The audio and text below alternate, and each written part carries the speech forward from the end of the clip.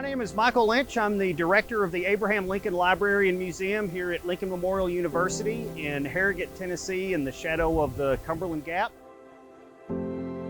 They have noticed that we've got a lot of work going on in the museum. We're actually in the middle of a $5 million renovation.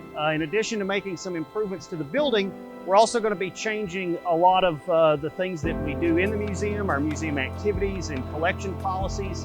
We're adding a new entrance, and we're also adding a new wing onto the south side of the museum. And in this new wing, we're going to have new exhibits on the ways that Abraham Lincoln has been remembered over the years. We're going to have some really cool artifacts on loan, some Confederate weapons. We're also going to have a new kids learning lab, which is something we've wanted to do for a long time. That's really going to augment our children's programming quite a bit.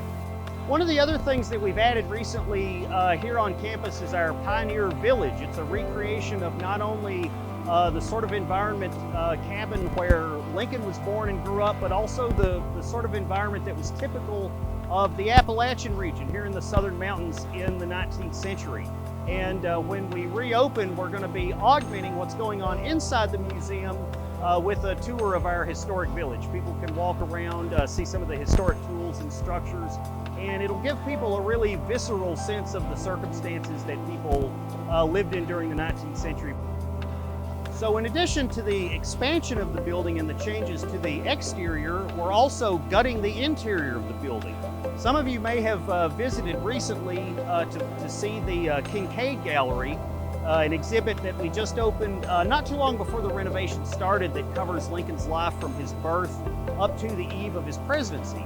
That exhibit is going to be coming back. All the other exhibits are going to be completely different when we reopen. So we hope you guys come and see it when we reopen, and we'll hopefully have a reopening date that we'll be publicizing soon.